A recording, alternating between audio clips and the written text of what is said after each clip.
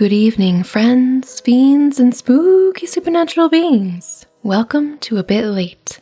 I hope the evening finds you well and in the mood for a spooky ghost story. Well, part of a very long spooky ghost story. That's right, tonight we are reading chapters 18, 19, and 20 of Henry James's The Turn of the Screw, which is the ghost story that The Haunting of Bly Manor is based on. In part, there's a lot of things going on in that show, which is awesome. But yes, gather around you candles, blankets, pillows, animal familiars, tea, anything to ward off the chill and the ghosts. Unless you want them to be here with you while you listen to this tale tonight. But last we read, in chapters 15 through 17, the governess, who reeling after a creepy encounter with Miles in the churchyard, rushes back to Bly, her mind set on leaving it all behind. Very dramatic. It's there that she comes face to face with the specter of Miss Jessel in the schoolroom. This is, one of her first face-to-face encounters where she actually talks to the ghost. She calls her terrible names and the ghost vanishes. Later, she tells Mrs. Gross all about the encounter, and both women decide that yes, they have to write to the children's uncle in Harley Street and get him to come to Bly to sort the mess out. They've been avoiding doing this until this point.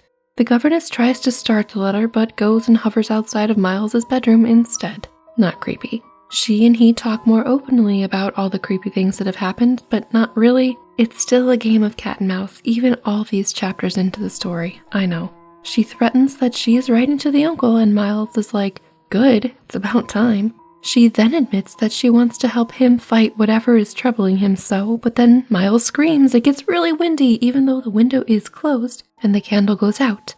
Miles creepily said it was him who did it, and adds a dear at the end of his sentence, so we kind of think it's not him speaking, but maybe Peter Quince? Ooh. Anyway, that wraps up what we read last time, so tonight we can jump right into it. The Turn of the Screw, Chapter 18. The next day, after lessons, Mrs. Gross found a moment to say to me quietly, "Have you written, miss?" "Yes, I've written," but I didn't add for the hour that my letter, sealed and directed, was still in my pocket. Okay, there would be time enough to send it before the messenger should go to the village. Meanwhile, there had been, on the part of my pupils, no more brilliant, more exemplary morning. They must have done really well in school. It was exactly as if they had both had at heart to gloss over any recent little friction. I mean, of course they did. Not almost as if, exactly as if, like you say. They performed the dizziest feats of arithmetic, soaring quite out of my range. Oh, give yourself some credit. And perpetrated in higher spirits than ever geographical and historical jokes. Oh, so funny. Sorry. It was conspicuous, of course, in Miles in particular, that he appeared to wish to show how easily he could let me down. This child, to my memory, really lives in a setting of beauty and misery that no words can translate. There was a distinction all his own in every impulse he revealed. Never was a small natural creature, to the uninitiated eye, all frankness and freedom, a more ingenious, a more extraordinary little gentleman. I had perpetually to guard against the wonder of contemplation into which my initiated view betrayed me, to check the irrelevant gaze and discouraged sigh in which I constantly both attacked and renounced the enigma of what such a little gentleman could have done that deserved a penalty. Say that, by the dark prodigy I knew, the imagination of all evil had been opened up to him. All the justice within me ached for the proof that it could ever have flowered into an act. He had never, at any rate, been such a little gentleman as when, after our early dinner on this dreadful day, he came round to me and asked if I shouldn't like him, for half an hour, to play to me. David playing to Saul could never have shown a finer sense of the occasion. It was literally a charming exhibition of tact, of magnanimity, and quite tantamount to his saying outright, "The true knights we love to read about never push an advantage too far. I know what you mean now. You mean that, to be let alone yourself and not followed up, you'll cease to worry and spy upon me. You won't keep me so close to you. You will let me go and come. Well, I come, you see, but I don't go. There'll be plenty of time for that. I really delight in your society, and I only want to show you that I contended for a principle." It may be imagined whether I resisted this appeal or failed to accompany him again, hand in hand, to the schoolroom. He sat down at the old piano and played as he had never played, and if there are those who think he had better have been kicking a football, I can only say that I wholly agree with them. What? For at the end of the time that under his influence I had quite ceased to measure, I started up with a strange sense of having literally slept at my post. Oh no, she fell asleep. Or maybe? It was after luncheon and by the schoolroom fire, and yet I hadn't really in the least slept. I had only done something much worse. I had forgotten. Where all this time was Flora? When I put the question to Miles, he played on a minute before answering and then could only say, "Why, my dear, how do I know?" Breaking moreover into a happy laugh, which immediately after, as if it were a vocal accompaniment, he prolonged into an incoherent, extravagant song. Creepy! Distraction, and maniacal laughing at the distraction.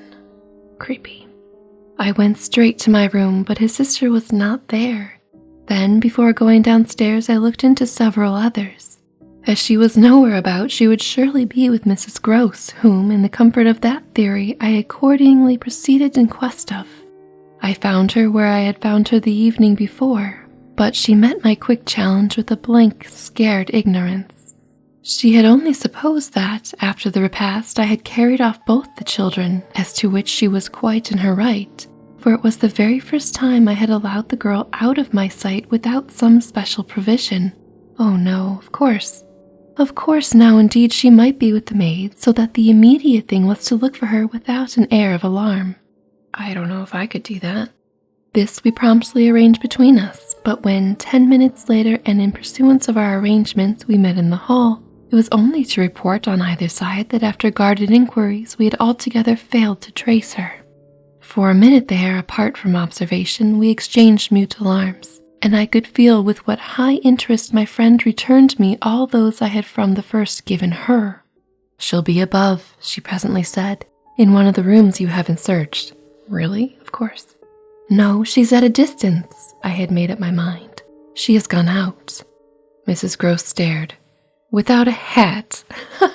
"Oh no, you can't go far without a hat. Heaven forbid." I naturally also looked volumes. "Isn't that woman always without one?" "She's with her? She's with her," I declared. "We must find them." My hand was on my friend's arm, but she failed for the moment. Confronted with such an account of the matter, to respond to my pressure, she communed, on the contrary, on the spot, with her uneasiness. "And where's Master Miles?" "Oh, he's with Quint, there in the schoolroom." "Lord, miss," my view, I was myself aware, and therefore I suppose my tone had never yet reached so calm an assurance. "The trick's played," I went on. "They've successfully worked their plan. It wasn't really that hard to arrange, though. All they had to do was distract you with a song for a few minutes. Come on now, be more vigilant. He found the most divine little way to keep me quiet while she went off." "Divine?" Mrs. Gross bewilderedly echoed. "Infernal, then," I almost cheerfully rejoined. "He has provided for himself as well, but come." She helplessly gloomed at the upper regions. "You leave him?" "So long with Quint? Yes, I don't mind that now. Why? I mean, that's dangerous." She always ended at these moments by getting possession of my hand, and in this manner she could at present stay with me. But after gasping an instant at my sudden resignation, "Because of your letter?" she eagerly brought out. I quickly, by way of answer, felt for my letter, drew it forth, held it up, and then, freeing myself, went and laid it out on the great hall table. "Luke will take it," I said as I came back. "Why wouldn't you just hand it to Luke? That seems like a terrible idea, to just leave it on the table when there are spirits possessing the kids about the house. Really now." I reached the house door and opened it. I was already on the steps. My companion still demurred. The storm of the night and the early morning had dropped, but the afternoon was damp and gray.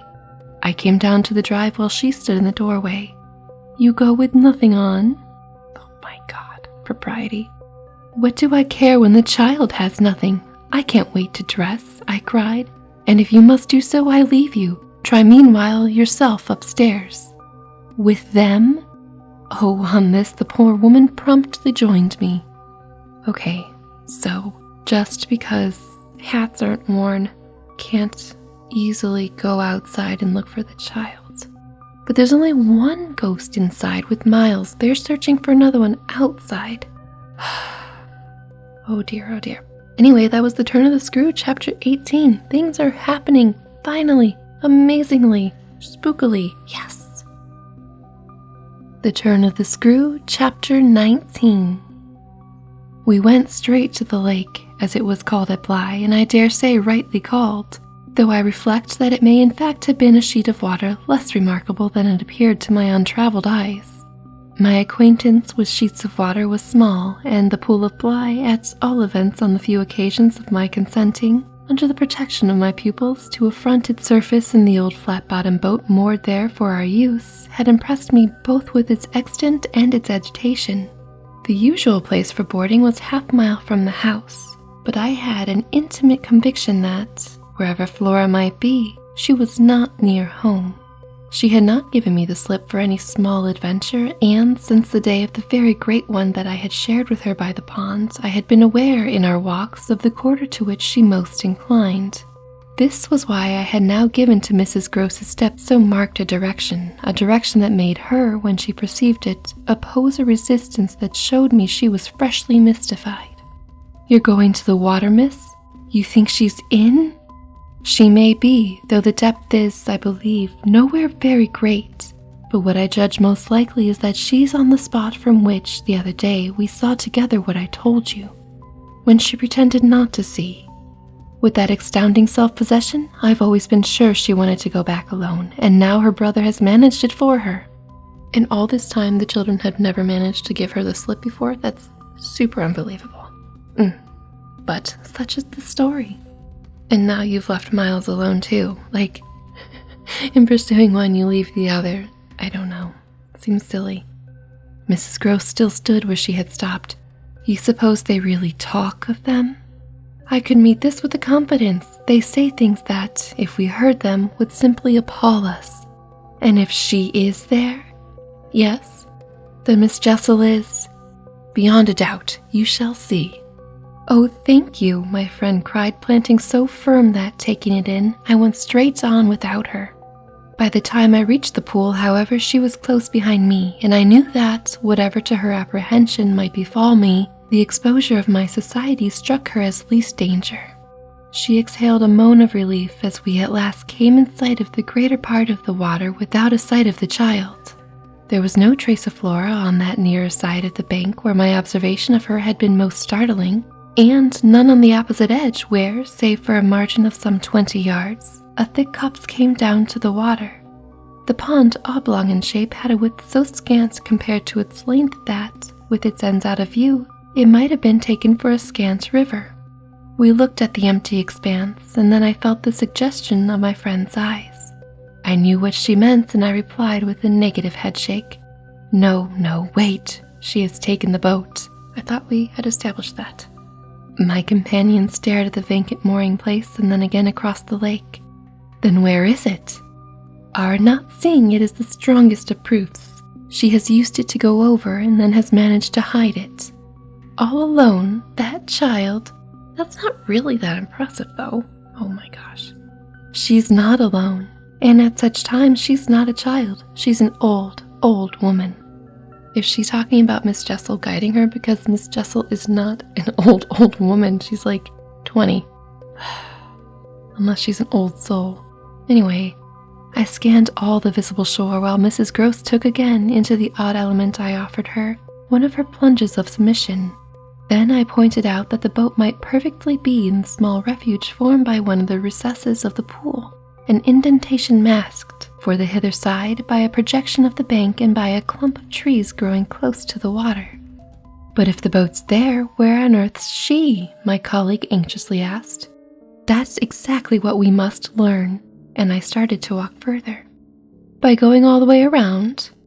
Certainly, far as it is, it will take us but 10 minutes, but it's far enough to make the little child prefer not to walk. She went straight over. Laws, cried my friend. The chain of my logic was ever too much for her. Oh my God, really? It dragged her at my heels even now, and when we had got halfway round, a devious, tiresome process, oh boy, 10 minutes of walking, or 5 minutes if it's halfway. On ground much broken and a path choked with overgrowth, I paused to give her breath. I sustained her with a grateful arm, assuring her that she might hugely help me. And this started us afresh, so that in the course of but a few minutes, we reached the point from which we found the boat to be where I had supposed it. It had been intentionally left as much as possible out of sight and was tied to one of the stakes of a fence that came, just there, down to the brink and that had been an assistance to disembarking. I recognized as I looked at the pair of short, thick oars, quite safely drawn up, the prodigious character of the feat for a little girl. What? But I had lived by this time too long among wonders and had panted to too many livelier measures. There was a gate in the fence through which we passed, and that brought us, after a trifling interval, more into the open. Then, "There she is!" we both exclaimed at once. Flora, a short way off, stood before us on the grass and smiled as if her performance was now complete.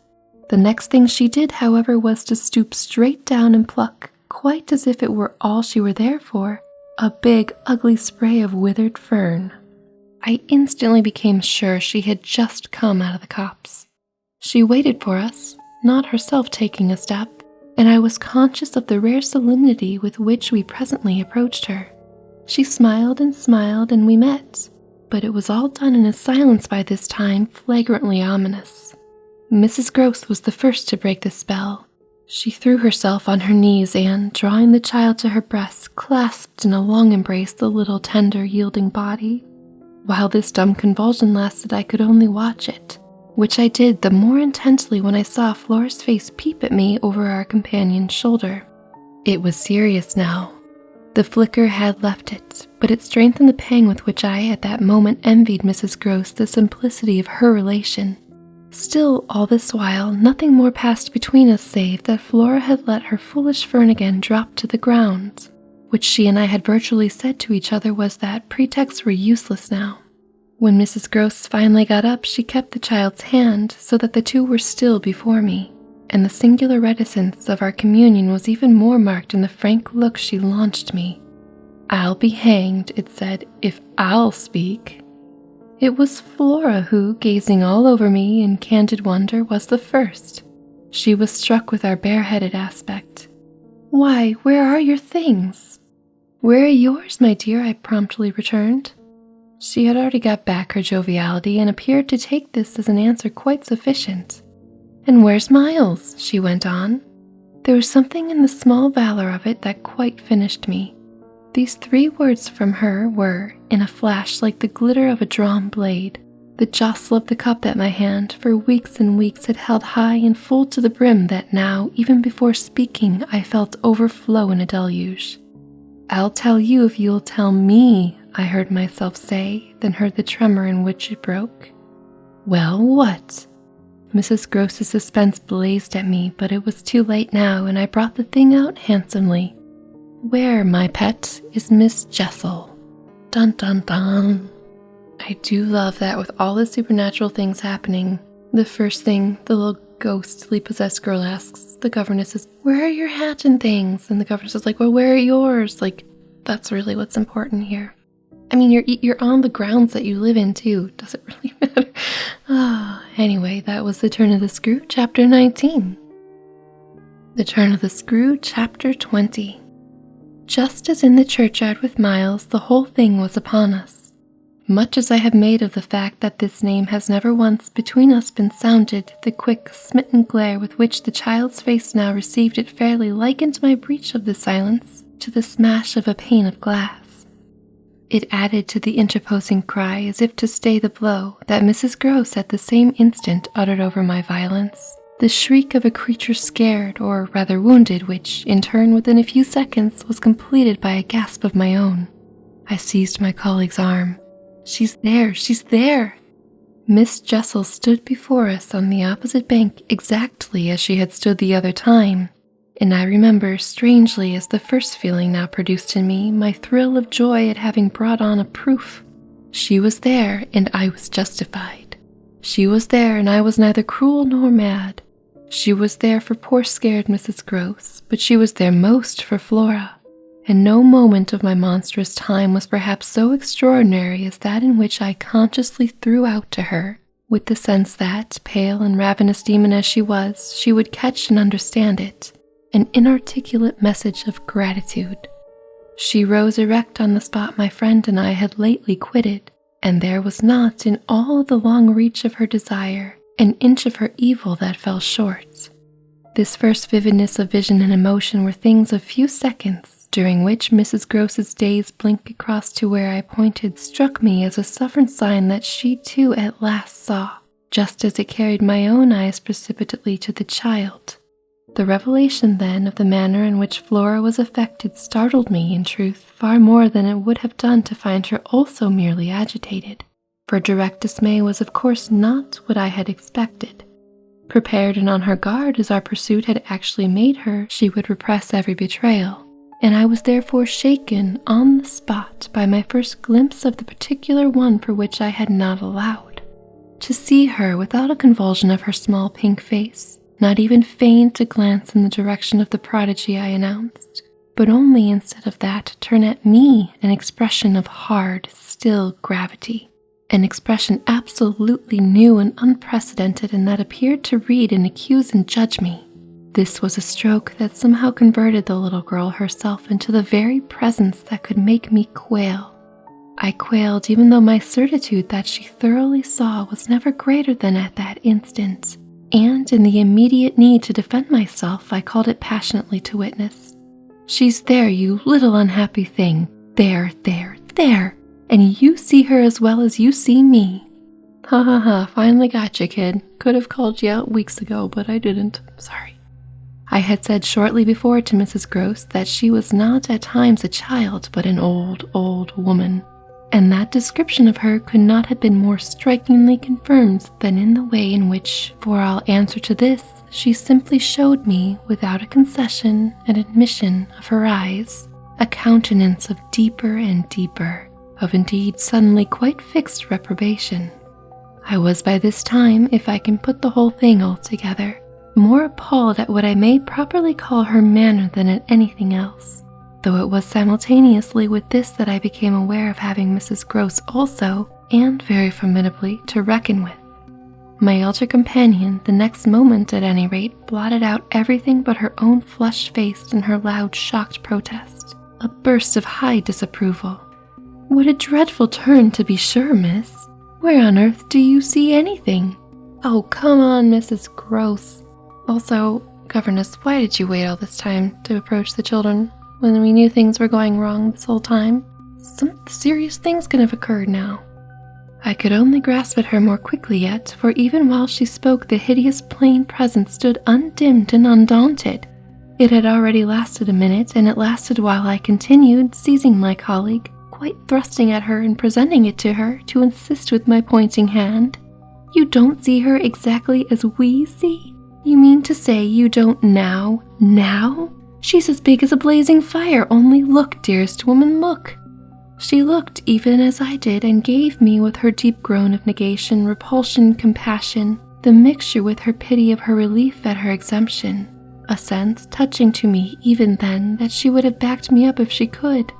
I might well have needed that, for with this hard blow of the proof that her eyes were hopelessly sealed, I felt my own situation horribly crumble.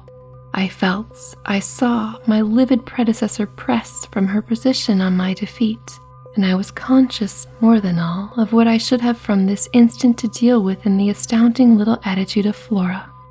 So just because all of a sudden Mrs. Gross could no longer see Miss Jessel's spectre, the whole encounter counts for nothing? Baloney. Into this attitude Mrs. Gross immediately and violently entered, breaking, even while there pierced through my sense of ruin a prodigious private triumph, into breathless reassurance. "She isn't there, little lady, and nobody's there, and you never see nothing, my sweet. How can that be, poor Miss Jessel, when poor Miss Jessel is dead and buried? We know, don't we, love?" And she appealed, blundering in to the child. "It's all a mere mistake and a worry and a joke, and we'll be home as fast as we can." "Why would you do that, Mrs. Gross? Why would you jump to the defense of the child? So after all this time, seems foolish." Our companion, on this, had responded with a strange, quick primness of propriety, and they were again, with Mrs. Gross on her feet, united, as it were, in pained opposition to me. Flora continued to fix me with her small mask of reprobation, and even at that minute I prayed to God to forgive me for seeming to see that, as she stood there holding tight to our friend's dress, her incomparable childish beauty had suddenly failed, had quite vanished. I've said it already, she was hideously hard. She had turned common and almost ugly. I don't know what you mean. I see nobody. I see nothing. I never have. I think you're cruel. I don't like you. Then, after this deliverance, which might have been that of a vulgarly pert little girl in the street, she hugged Mrs. Gross more closely and buried in her skirts the dreadful little face. Oh no, she doesn't like you anymore. Oh no. In this position, she produced an almost furious wail. Take me away, oh, take me away from her. From me? I panted. From you, she cried. Even Mrs. Gross looked at me dismayed, while I had nothing to do but communicate again with the figure that, on the opposite bank, without a movement, as rigidly still as if catching beyond the interval our voices, was as vividly there for my disaster as it was not there for my service. The wretched child had spoken exactly as if she had got from some outside source each of her stabbing little words, and I could therefore, in the full despair of all I had to accept, but sadly shake my head at her. If I had ever doubted, all my doubt would at present have gone. I've been living with the miserable truth, and now it has only too much closed round me. Of course I've lost you. I've interfered, and you've seen, under her dictation, with which I faced over the pool again our infernal witness, the easy and perfect way to meet it. I've done my best, but I've lost you. Goodbye. For Mrs. Gross I had an imperative, an almost frantic "Go, go!" before which, in infinite distress, but mutely possessed of the little girl and clearly convinced, in spite of her blindness, that something awful had occurred and some collapse engulfed us, she retreated by way we had come as fast as she could move. Of what first happened when I was left alone I had no subsequent memory. I only knew that at the end of, I suppose, a quarter of an hour, an odorous dampness and roughness, chilling and piercing my trouble, had made me understand that I must have thrown myself, on my face, on the ground and given way to a wildness of grief. I must have lain there long and cried and sobbed, for when I raised my head the day was almost done. I got up and looked a moment through the twilight at the gray pool and its blank, haunted edge, and then I took, back to the house, my dreary and difficult course. When I reached the gate in the fence, the boat, to my surprise, was gone, so that I had a fresh reflection to make Flora's extraordinary command of the situation. She passed that night by the most tacit, and I should add, were not the word so grotesque of false note, the happiest of arrangements with Mrs. Gross. I saw neither of them on my return, but, on the other hand, as by an ambiguous compensation, I saw a great deal of Miles. I saw, I can use no other phrase, so much of him that it was as if there were more than it had ever been. No evening I had passed at Bly had the portentous quality of this one, and in spite also of the deeper depths of consternation that had opened beneath my feet, there was literally in the ebbing actual the extraordinary sweet sadness. On reaching the house, I had never so much as looked for the boy. I had simply gone straight to my room to change what I was wearing and to take in, at a glance, much material testimony to Flora's rupture. Her little belongings had all been removed. When later, by the schoolroom fire, I was served with tea by the usual maid, I indulged on the article of my other pupil in no inquiry whatever. He had his freedom now, he might have it to the end. Well, he did have it, and it consisted, in part at least, of his coming in about 8 o'clock and sitting down with me in silence. Oh, no bedtime for Miles now. On the removal of the tea things, I had blown out the candles and drawn my chair closer. I was conscious of a mortal coldness and felt as if I should never again be warm. So, when he appeared, I was sitting in the glow with my thoughts. He paused a moment by the door as if to look at me, then, as if to share them, came to the other side of the hearth and sank into a chair. We sat there in absolute stillness, yet he wanted, I felt, to be with me. The end of The Turn of the Screw, Chapter 20. So much has happened with little Flora, and yet nothing has actually happened. She's just sleeping with Mrs. Gross right now, and Miles is hanging out with the governess by the fire in the schoolroom. Maybe he's finally truly himself. But the truth is out, and Mrs. Gross can't see it, which is a little concerning, and I think very distressing to the governess, who I think was really counting on her support and shared vision, as it were. But we are almost done with the story, as long as it is. I'm excited to keep reading it, so do stay tuned for the next part. But now, off to sleep and dream what you will, or stay a while and enjoy another tale. Whichever you choose, I'll speak to you again, and until then, stay spooky, my friend. Good night.